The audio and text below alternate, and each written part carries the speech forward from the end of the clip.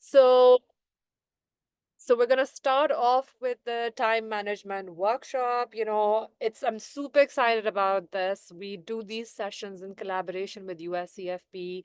They're related to time management, some are related to negotiation skills, some, could be around the standardized tests that we have. So it's absolutely fantastic and it's always a pleasure. So let me give you guys an introduction so you know who you guys are stuck with for the next hour or so.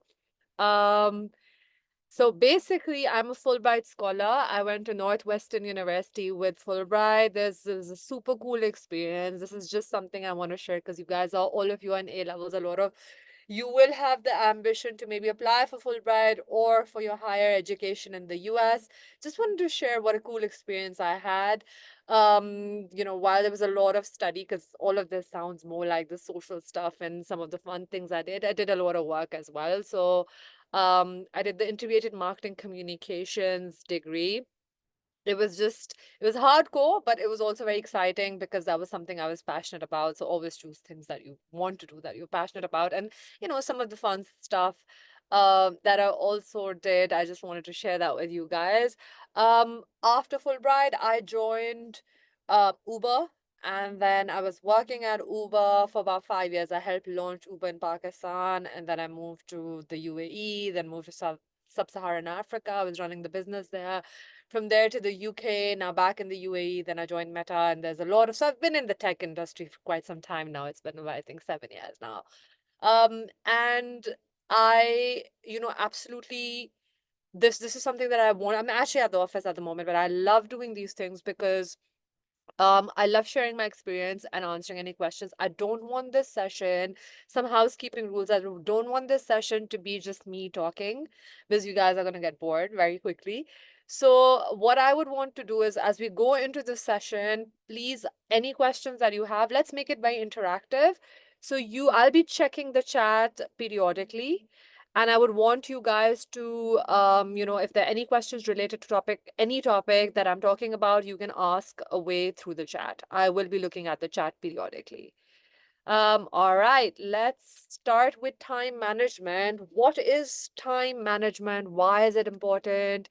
And I think the most important asset, it sounds cliched, but I have a little bit more experience, life experience, or a lot more life experience than you guys.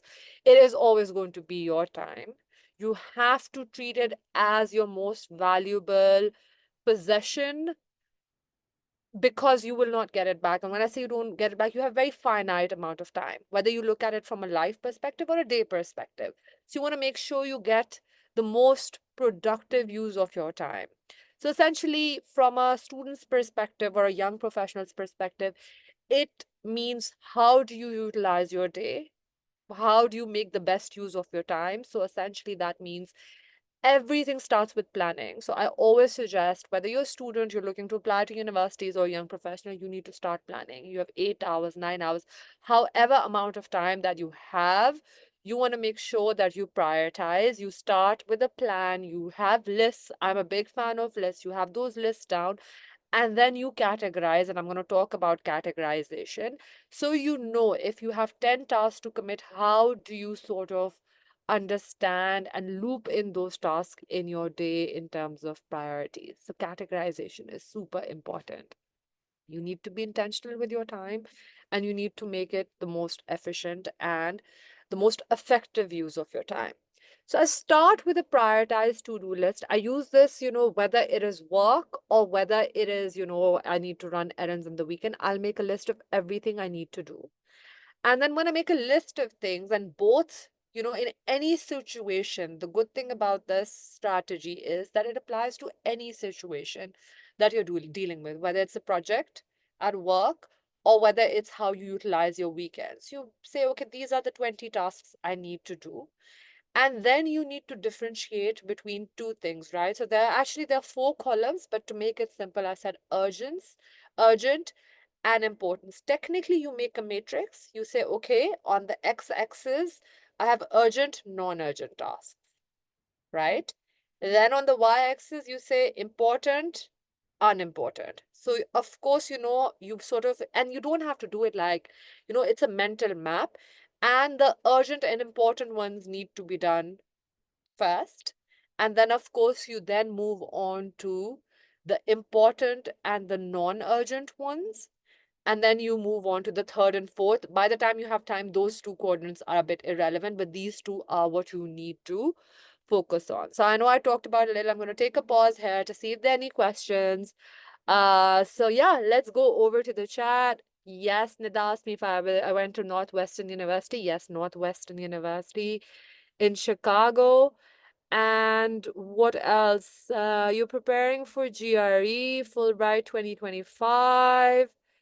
Um, and all right, fantastic. Let me know if you have any question related to the Fulbright application as well. Not now, but post this session. Anyway, so back to this since we don't have any more questions related to this. So that's how you need to prioritize your tasks. Absolutely very important. Now, what a lot of people, when they're categorizing, some questions that I get is, how do you understand which tasks are important, which are urgent? How do you do that categorization? And that is absolutely important. Now, important activities, they usually have a direct impact to what your goal setting is. Now, your goal setting in your job or your education or, in your professional life, and I'm clubbing education and I'm clubbing your professional career aspiration in one bucket, that leads to what your goals are. So for instance, if I put myself in your bucket, if I'm in A levels year 2 and my goal is to get admission into XYZ university, then what are the requirements of that university that I need to achieve? Maybe there's a standardized test. Maybe there is, so my GPA, my standardized test, and my essay. So these are the three things. How do I see which one of these are urgent? So all three have been categorized as important, as I need to, get all of these three to be able to get admission. But in terms of urgency, I will look at the timelines, the deadlines, and the same can be applied to any other situation that you're dealing with. As it suggests, urgent activities, you need to take action immediately. They're associated with, your goals, where if it's not resolved immediately, that could significantly hinder or disrupt your current goal. So this could be something like, if there's a timeline for GRE when you're applying for Fulbright, if you're not responding right at the timeline or haven't registered, then you're in a difficult situation, because if you do not meet the timeline, you won't unfortunately be able to apply for Fulbright that very year. So this is, basic, but these, you probably are thinking that, yes, you know of these, but I think a bit repetition and sort of mental mapping this is super important, because we all understand time. We all understand we need to focus on activities that are important, but it's always, always important for us to revisit, think about these strategies, mental map them, and then apply. I'm going to take a little bit of pause. Let's go over to the chat. Let's see what questions we have. And I strongly say, okay, so fantastic. What else do we have over here? We have some more Q&As. And all right, keep the questions coming, guys. We want this to be super interactive, and we want this to be, I want the audience to start asking me questions. We want to keep this very interactive. All right. Now, 80-20 principle, I know that we've heard of this. I know that you've heard of the 80-20 rule, but when it comes to prioritization, this is again massively important. So 80% of the results are achieved with only 20% of the effort. So again, in case of students, how do you apply this principle, or how does this really work? So essentially how this will work is, once you've categorized and you've listed your goals. For instance, community work. That's one of the things you need for extracurricular activities. That is something that you absolutely need, or that helps build profile when you're applying to universities. And you can list down like 4 or 5 things. I want to play a musical instrument. I want to do a sport. I want to do community service. So all of that is combined one bucket, right? Your extracurricular. Your academics is a separate one. Your standardized test is a separate one. Your personal statement is a separate one. So you identify which is going to get you the maximum result. So maybe you identify two or three which is going to get you the result that you need from. Out of, let's look at the extracurricular bucket. There's six things. Maybe I just want to focus on one or two main ones and really dig deeper and do well in that. I don't want to tick all the six buckets.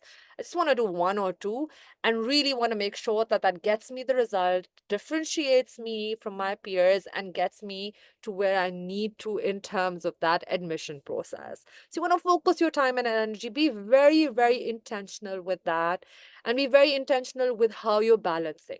Now, I want to take a step back, and specifically because most of the audience that we're dealing with are young professionals, and they're either looking to get admission. When I say young professionals, either in their A levels who are looking to get admission, or young professionals who are just starting off their career.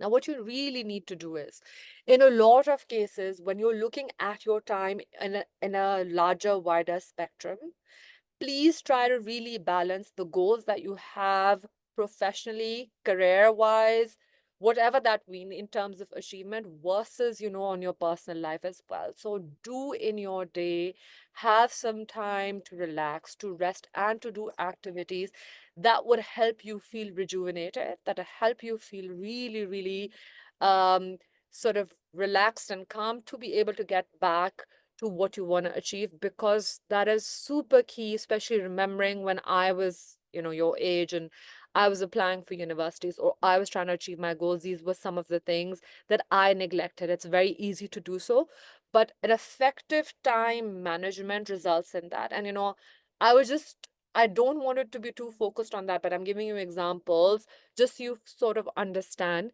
some of the high performers that I have met during my career and keep on meeting are people with extremely stressful jobs. When I say stressful jobs, they have, their decisions are impacting the lives of millions of people around the globe in terms of their ability to make their ends meet. So that's the kind of sort of setting you the reference of the individuals that I'm talking about. And all of those individuals have one thing in common, where the balance in terms of how they focus and prioritization, ruthless prioritization of tasks, and also always during the day have some time for their health, which could be any form, right? The activity that works for you, whether that's walking, exercising, whatever, meditation, whatever works for you, and then also some time with their family or loved ones to keep that balance. And that is the theme that I have seen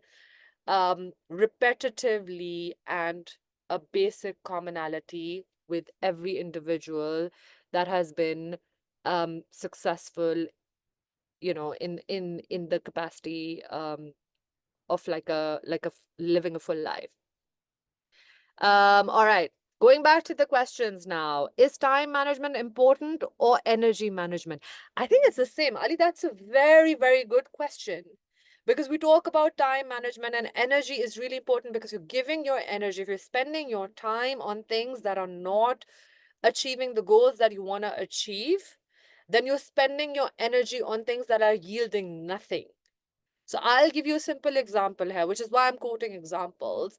The kind of work I do on business development specifically, I have to be very intentional with my time, because so business development essentially means that you're doing corporate partnerships essentially with partners, right? So we're very narrowly focused on what are the company goals, what needs to be achieved. But sometimes coming from companies that have a solid name in the market, you get a lot of other opportunities as well, right? So for instance, hypothetically speaking, if your goal is A, and you're focusing on A, but there are a lot of opportunities that are coming on a completely different sphere for B, with big brands they want to talk to, they want to partner. Now that is a distraction. I could spend a lot of time focusing on that, but at the end of the day, is that meeting my goals? Because when I go back and measure with my goal setting for the year, that's not going to get me any results. So I need to be massively intentional with where is Ayesha spending her energy? So yeah, that was a really good question. I think both of them are pretty much the same thing. All right, fantastic. Khizr says, how to deal with rejuvenating activities turning into sort of procrastination. Again, a very good question. I have a full session on procrastination, why we do it and how to overcome it. So we'll get to that. Alina says, how should I manage if I have a schedule made for myself, but some unexpected tasks, events clash with them and they start piling up a lot? Well, first, Alina, what you need to do is you need to be very focused. So when the new tasks are coming in, which bucket are they following? Which bucket are they falling in? Is it urgent important? Is it non-urgent important? Is it non-urgent not important? So you have to figure out that bucket, and that is how you sort of manage. So you have to be very intentional with your time on that and focus. And if there are things that are coming in, you need to always go through this exercise, whether it's in your head. I do it on a notepad. So I do that every single day. I'm an early riser. I share these things with you because they've worked for me, right? Necessarily, I'm not dictating, but I'm just saying this is something that works. I wake up very, very early in the morning and I would make a list of all tasks I need to do and I'd do the same exercise in my head, urgent, not important, and sort of, place that. And then I'll make a list 1, 2, 3, 4, 5. This is what I need to achieve in the day, in the week, and potentially in the month. All right, let's move on. Kirit says, if we don't follow the timetable schedule that we've made for ourselves for a day or two, how do we get back on track and cover the things we missed? Well, if you haven't, then you rearrange that for whatever reason you haven't, and that is also okay. You lost focus for, personal reasons or something else that came up. Then you rearrange that and you add that into the new plan, and then you focus and maybe reprioritize because now you have a bigger pool of things that you need to focus on. So here we go. Do you suggest any apps or tools to manage time as a student? I do lists. You can schedule it. Another thing that works really well for me. So I use Google Calendars quite a bit. Not very same, but I would know, okay, these are my 8 hours because I would want to reflect back on my day and see, okay, how was my day spent? And this person, you and everyone else who maybe some of these, techniques and strategies are new. And you can't expect to be like absolutely perfect on day one. So what can happen essentially is that you have to hold yourself accountable. So if you're doing less and you're doing scheduling, then you can always come back and say, was my time productively used? And you can do like an end of week analysis. And then if not, that's okay. Then you reprioritize, you refocus, and make the following week better.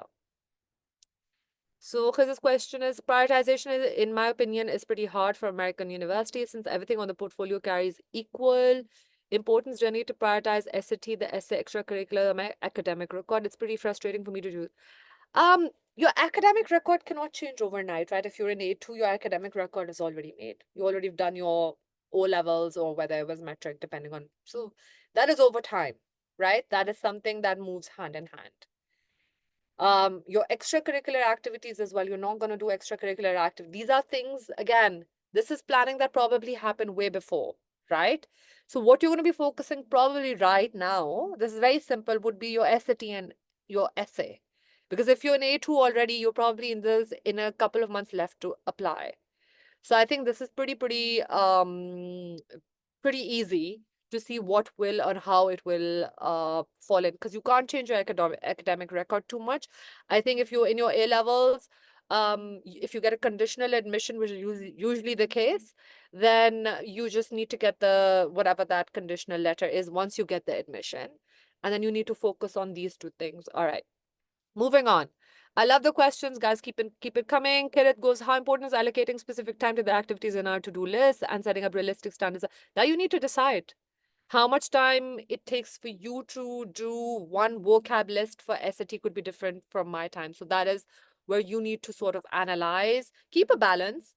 But in terms of your capacity, that is something that only you can answer, how long it takes for you to do a task. But if you're focused, you can sort of, after one or two times doing that, you can understand what your time capacity is. I'm going to take a little bit of a break and move on to and then I'll come back to the questions, starting with Kaushik's questions. But let's go on to the next slide. Goal setting. Guys, a lot of questions were, and this is, a segue to the last question I had. How do we do goal setting? So to avoid the pitfalls, confusion, sometimes you lack motivation. So this is how you do goal setting. This is your technique, the SMART technique. So be very specific. Have you clearly defined your goal? What is your goal? So your goal, if you're taking SATs, is a certain score. That score will be different for each and every one of you depending on what university you're going to. So how can you find out that score? You can very easily find out that score by looking at what last year's average admission score was. That's your bare minimum target. It can change, but it gives you like a reasonable benchmark. So I'm just taking one example. It can be applied to any situation. So be very clear in your goal. Measure it. How do you measure it? I will keep on taking the SAT practice tests. So I will see how my performance is improving. And then I'll have a 50, 100 margin for the day off because you always perform a little bit better than your standardized tests. Is it achievable? Again, this was a question which was also asked. Is it achievable?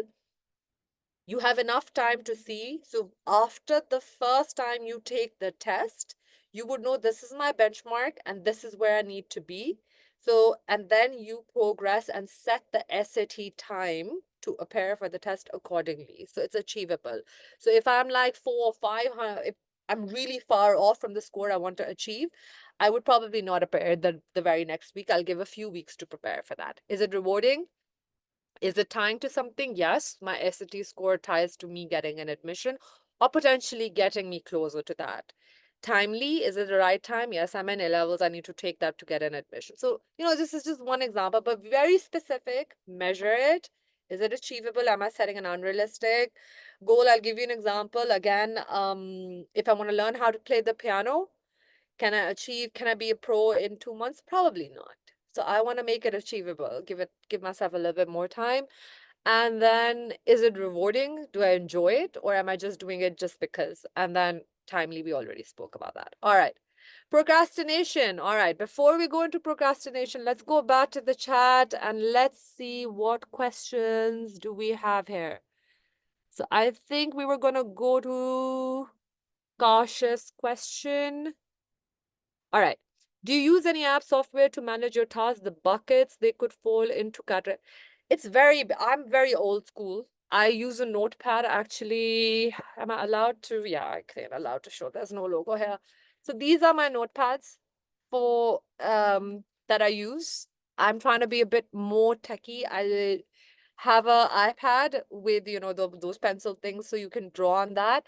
But in terms of apps, no. In terms of when I'm actually making the list, I want to physically draw it so it registers in my head and I categorize that. So whether it's, whether I use a old school pen or paper or whether I'm using an iPad and a pencil and being a bit more tech savvy, which I probably should, I would still do it by hand because it registers. So that's just my style. I'm sure there are softwares if you wanna use that. There's no harm as long as you achieve the goal. So Noor goes, how to deal with being overburdened from procrastination. Sadly, as it's possible to overcome it. Yes, 100%. And I'll go into that. Actually, let's go into procrastination because I think it came on twice, and I think it's very, very important. It is an overwhelming time for you guys, and I think which is why I wanted to do touch base on this. What is procrastination, right? It is you putting off things that you should be focusing on. Either there are a number of reasons that could happen, right? And it happens to all of us. So you need to be very, very, very kind to yourself. It's not an issue. You just have to realize that this is something that is happening and I need to focus on this. So usually it's like, oh, maybe a lot of people feel this when they're taking the GRE for masters specifically, and this could happen with SATs as well. You just feel it's like too overwhelming, it's too big. How do I tackle it? You just feel like very overburdened, overwhelmed, whatever word you want to use, right? You're waiting for the right mood. Magically, you don't want to do that. You just want to do some of the other things. And a lot of people, I remember when I was teaching, and I'm also certified GRE, SAT, like all the standardized tests, I've taught them. So I have now close to worked with around couple of thousand students, right? Appearing for the test. One common theme was that the burden that was felt just because they think there's a lot of pressure on the success of their application based on the standardized test. Is it important? Yes. There's no doubt. I wouldn't lie. Yes, it is very, very important. Is there a way you can crack that? Yes.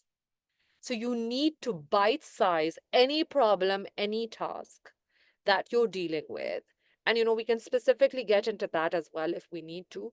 But how you overcome procrastination is to first understand what are you feeling associated with the task. Usually it is the feeling of um overburden and overwhelming thought because the task seems too momentous, too gigantic, and there's too much at stake. So you break it down, right? So always say, for instance, if if there's verbal section, there's the mathematics, quantitative, qualitative section, you see which one are you good at or which one you enjoy. Usually there's either or, right? You pick that, you start with that, you just get into the move. You slowly have, okay, I'll do one list today. If it's the verbal section, just one list, I'll do one. So you just divide it, and then you get into the rhythm to avoid being idle or avoiding that task. So yes, I know you're probably thinking it's very easy to make that fancy list. This is urgent, this is important. How do you get the motivation? That is sort of how you get the motivation. And coming back to the point that I mentioned, which was not in the presentation, need to have time for yourself of a task that you feel excited about. When I say tasks, I consider, focusing on health and family as equally important. Sadly, and I know most of the audience here, I was looking at the student's name, is coming from um, the South Asian culture. In a lot of cases, especially students, or when you're in a situation, a high pressure situation, it is almost accepted for you to just go around the clock 24/7, especially for students. The pressure is there. You do not understand that you taking time out for the activities that I mentioned, whether it's your health or your social life, and that is not a luxury. I feel that is part of the equation to be able to perform well and do well and avoid procrastination. These are strategies that actually work. So you need to um stop going and thinking about what we've been told, and put that um in your schedule. All right, let's go back to the questions. Okay, we've answered Karsh's question. We've answered Noor's question. Mohammed says, making a schedule is very restrictive for me, and I often tend to stay away from it. How would you suggest overcoming this? Um, if that doesn't work for you, then you tell me what strategy works for you, because we would all really want to know, because unless you plan your day, wouldn't it be all over the place? Or wouldn't, how would you quantify it? How would you be accountable for it? Okay, moving on. How should we create realistic and doable tasks on a to-do list? Go back to the matrix that I suggested. Identify the tasks, see which ones are urgent, which ones are important. What is that bucket? In the matrix, where does the task fall in? You will always go for the urgent, important ones. After that, the non-urgent, important ones. After that, urgent, unimportant ones. And the fourth one is non-urgent, non-important. All right. Hassan Khalid says, sometimes so many important and urgent tasks come in our bucket that require immediate attention. How do we manage them in respect to time and energy? Because most of the time, it leads to exhaustion more than we're actually able to complete the task. Yeah, and that's why you need to balance, right? When I say balance, that's why you need to have and I'll give you a strategy. When you're doing a thing, you reward yourself. How do you reward yourself? I have 20 tasks today. Maybe I can only get 8 done realistically.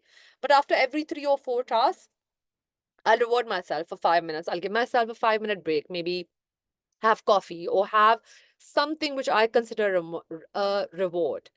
You might still not be able to do all the tasks, but your energy levels and your focus levels are going to increase. So make sure you're giving yourself those tiny rewards throughout the day. Doesn't have to take too much away from your time. It helps make you more concentrated and more focused. Any tips on how you can overcome procrastination? Yes. You it's a mindset thing, right? So you need to work. You can do meditation, you can do a lot of, when I talk about health, you can do a lot of these. Exercise is known to keep you massively focused. So exercise has different forms. Do meditation, do breathing, deep breathing. All of these things really help you keep focused. I am not an expert nutritionalist, but just be careful with your diet. Try to avoid food that is too heavy on caffeine. Have things that are actually nutritional that keep you and your mood a bit balanced. So these are some of the things that help you keep focus, because procrastination results from lack of focus or results from you feeling too overwhelmed. So if you're feeling too overwhelmed about the task, you break it down. And if you want focus, you make sure that your life outside of those 8, 9, 10 hours that you've dedicated to this task are also healthy and keeping you focused. Um, I was talking about Google Calendar. So I just use Google Calendar to divide my time lists. I just use like a notepad, whether it's physical or whether that is. I don't believe in complicating. That is another. So I'll tell you why I don't believe in like softwares for this. Already, there are so many things that you're worrying about. I wouldn't put another thing on your plate to learn how to use the software and then use it, because it's the purpose is to know the task, the prioritization, and that's it. All right. I remember making these huge timetables, extremely extensive, and then realizing blah, blah, blah. That's why I said you don't need to make anything elaborate. What I told you was very basic, just urgent, important, non-urgent, non-important, just very, very basic. There's nothing else. There's nothing complicated. That's why you see everything that I'm talking about, super basic. What's the best technique to identify which goals are more important than others? You need to know what your goals are, Zainab. This nobody can tell you. It's goal setting, the strategy that I said smart. You need to identify what your goals are. If you're a student, what is your goal? Getting an admission? Work backwards. What are the things you need to get an admission? What are the universities? What are the benchmarks that you need to achieve? And then work backwards from that. How to avoid distractions and focus upon goals. I think we already discussed this a little bit. I think a lot of these things I've already addressed. So the ones that I haven't, I will go on it. Sorry, I was just doing a time check. And I think the time check is going fine. So what else do we have here? How to deal with days where we're not feeling our best. How do we manage our tasks then? That's a very good question. The days you're not feeling your best, you be a little bit more kinder to yourself. Maybe on that day, you spend a little bit more time doing the other stuff that are going to help you in the next few days, right? Like focus more on your health, things that you want to do, just being calm, just being relaxed. It's okay. You can have some off days as well. And I would say if you're looking at GRE, you're looking at SAT, whatever, standardized test, which is key important for you right now, it's okay. You will have some off days. All the best of us have that. So Amar Iqbal goes, but we can't take our notebooks every time. Is there any app? Just use your phone. Because you take your phone, everything's connected, right? If you're using an iPad for less or your phone, just make make the note on your phone. Because I'm guessing I don't know anyone who's not using or who's not carrying their phone everywhere. Google Tasks is helpful, sure. So guys, I want us to not focus too much on the tool. It's doesn't matter. Again, we're focusing on something that's not important. Do you get it? I feel like the entire conversation is going on what tool is not going to help you. It's not going to give you the motivation. It's not going to help you with procrastination. It is not going to be a magic pill. What it is you just need to understand how do you prioritize, whether you do it on a piece of paper, whether you do it in your mind, or whether you do it on your phone. So that's not going to, the tool will not do any magic for you. All right. What is a suggestion about night owls? Because I feel more productive during night, but then the next day it becomes very challenging to focus on classes, blah, blah, blah.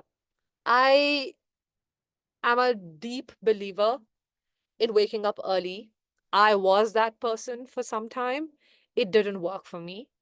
So you need your sleep. So all I'll say is I don't care whether you're a night owl, you wake up early, it's a personal choice.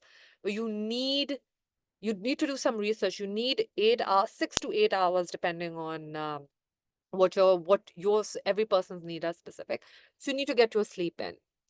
I'm powered off by my mobile for the past 3 days because it tends to be distracting during study time. All right, good for you. Khizr goes 5 minutes more and starting any work at 0:30. Gonna get. Okay, I didn't get that one. All right, Muhammad Avan Malik goes, how to deal with distractions that come in your schedule.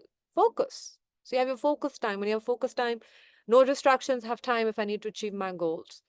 Use the 5-minute rule to get rid of procrastination. Just need to force yourself to do it. That's actually a very good strategy. Yeah, sometimes in your mind you need to do that. But I think the state that you guys in, to like, okay, I'm going to do half an hour, then take like a 5-minute break.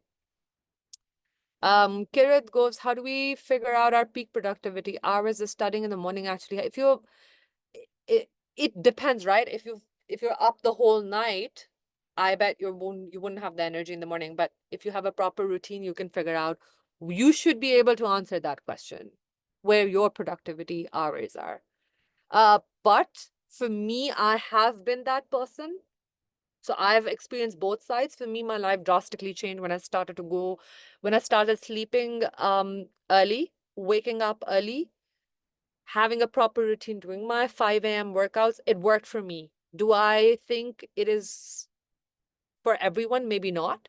But for me, because I've experienced both, it works well for me. Will you show any time management schedule sample? There's no sample in this. What we talked about, don't focus too much on the sample or how you make your list. It's different for everyone. Just make sure that you know what you need to do and how do you avoid not achieving those goals. Is food has an impact on, of course it does. If you keep on the sugar spike, the glucose spike, the caffeine spike, it's a real thing. You might want to, maybe we do another session on this, Noor, later, on fitness and the importance of healthy eating habits. All right, moving on to Omar. What are some of the ways of relieving stress, anxiety? Good question to break out of frozen statics. That's a very good question, especially with the kind of pressure, stress I acknowledge that you guys are under. So that's why you actively breathing exercises really help. 10 deep breaths, and you can do that after the session, will drastically change your mood, will make you calm, will make you relax. Do that throughout the day. Massively help. Meditation, it can be in the form of prayer, whatever religion, whatever faith you believe. It could be just relaxing, being calm, right? That is what meditation is. So it can be in any spiritual form that works for you. So you need to sort of take that time out. That really helps. Second, I think somebody said I shut my phone off. Maybe you want to shut it off, don't shut off, but a detox, 15 to 10 minutes a day from your devices, from this, just not trying not to think, just being calm also helps. Another thing I will tell you, this is, a lot of you might say it's cliche, but what works really well is practicing gratitude. And I've done that. And, all of these things I've done, and I've been on all different spectrums, right? I was as young as you guys once. So I can understand, I can relate to everything that you guys are going through. So I have also done my experiments. And I'm telling you, the gratitude can be in the form of writing. It could just be 5 things I'm thinking I'm grateful for. Your mood automatically changes. Like the way you start thinking about life. Like if I were in your place, and I know you would be like, okay, fine. I'm grateful for the fact that I have the opportunity to actually apply for SATs. How many people in the world don't? And you have to be intentional about that. I have my family, or I have, a house. You have to, whatever that is, whatever you're grateful for breathing.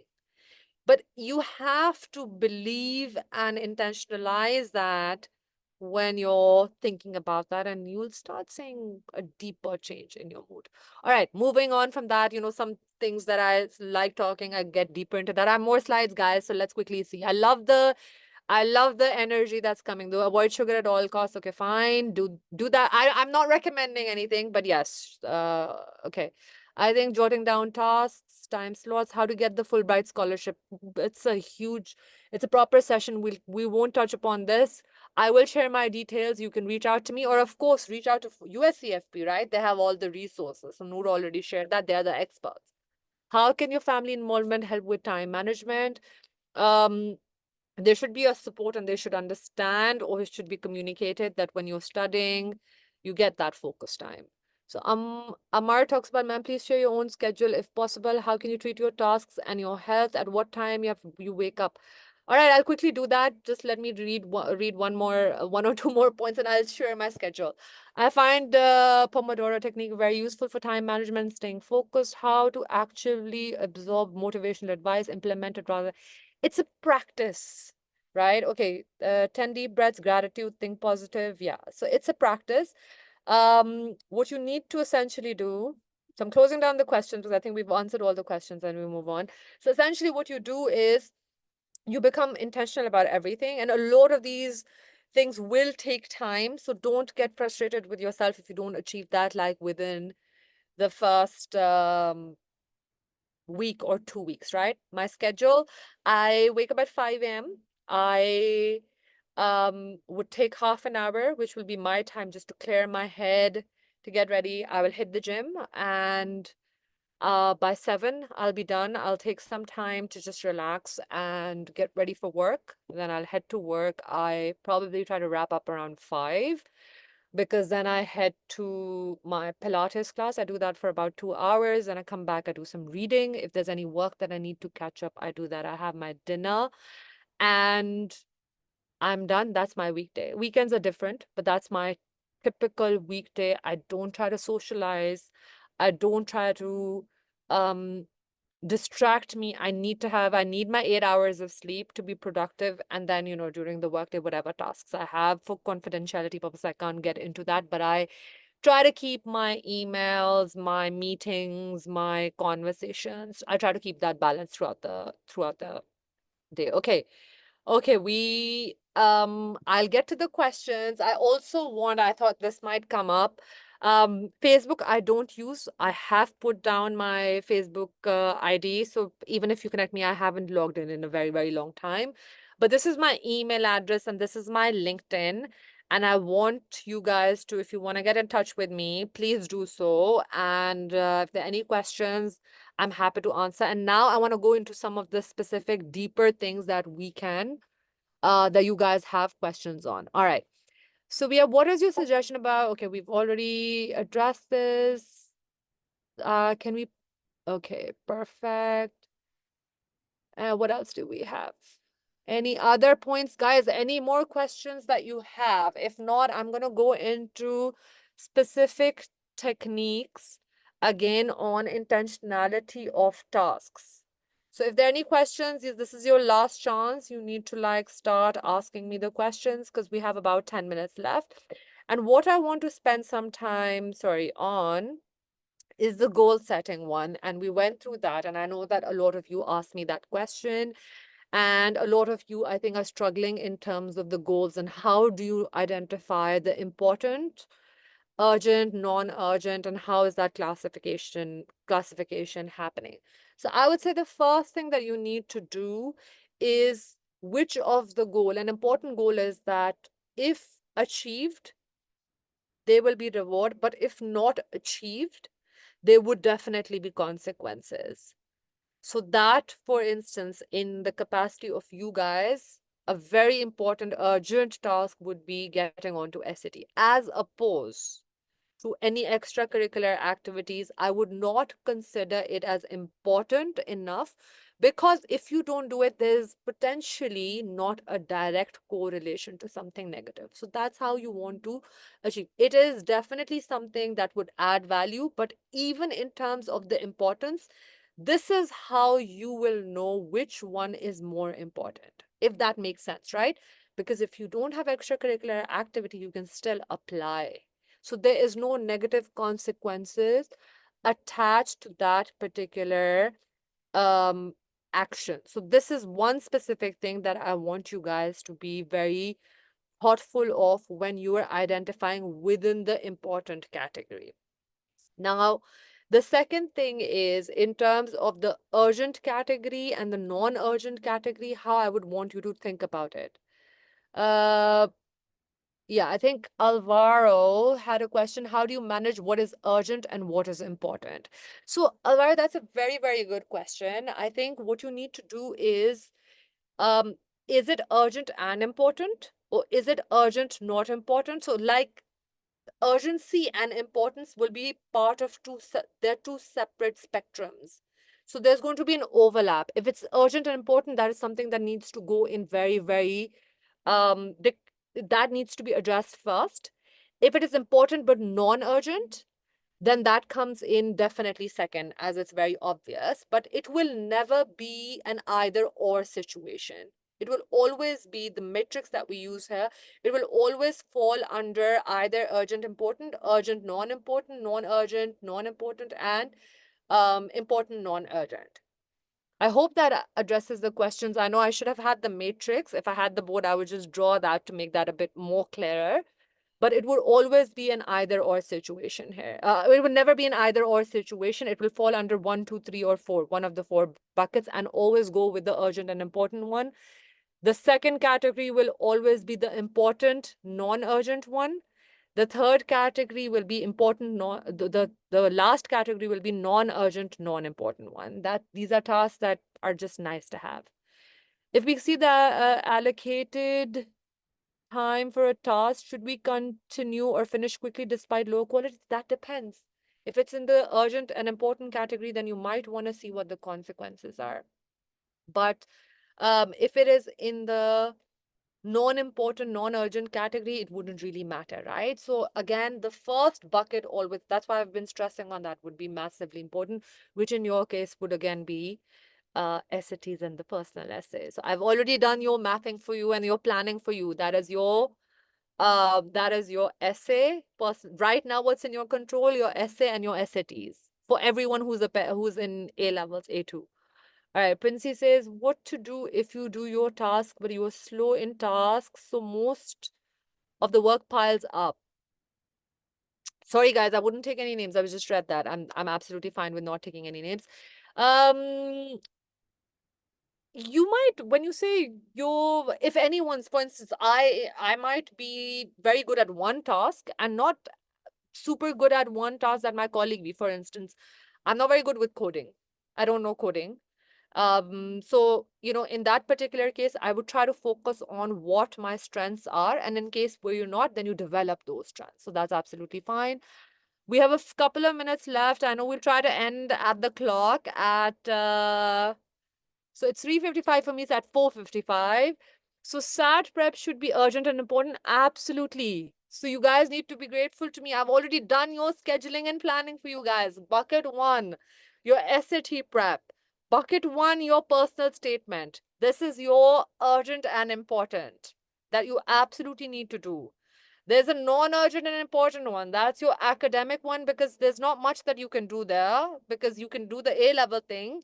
Of course, the A-level grades. The rest of it is done if you're in A2 already, right? Your extracurricular activities will again fall under important but non-urgent. You have time, good to have, but you need to first get the basics right.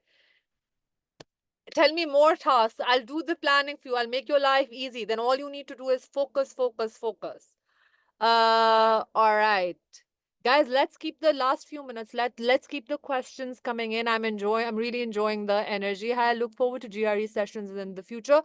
Noor and the team, they do that all the time, and they're absolutely fantastic. They have some of the best teachers that I've come across.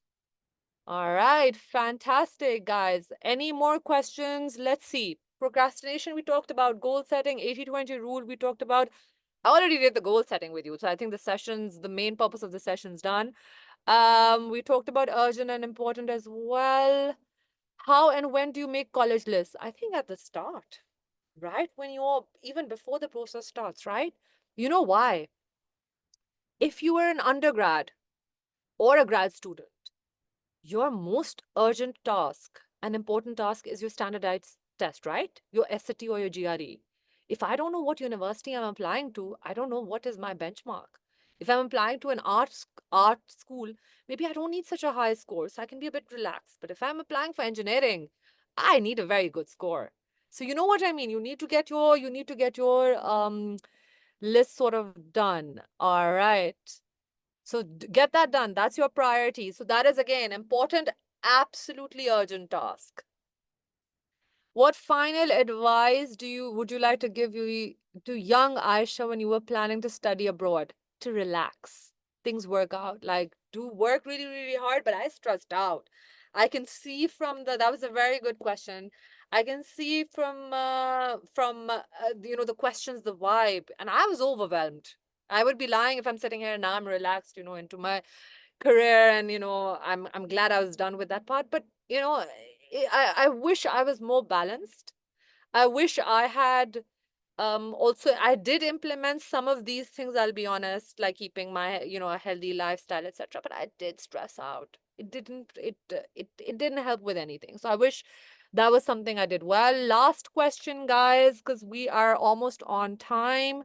At what time did you decide that you wanted to go to Northwestern? Now I'm trying to see, do I give the honest answer or do I give an answer that sort of is what you want to hear? Um, I knew the program I wanted to go to. It wasn't the university. So I knew what I loved, and there was no compromise on that. I absolutely was deeply passionate about marketing, about digital marketing, about finance, and a combination of all of that together. Now, once I figured that part out, I wanted to go to the best of the best. And you know why? Because I wanted to learn and I wanted to be my best and reach my full potential. And then when I did my research, Northwestern fit into the thing. It was never the other way around. And then, post that, I did my executive education from Harvard. Again, it was not the name. It wasn't, I want a degree or a stamp from Harvard. It was never like that.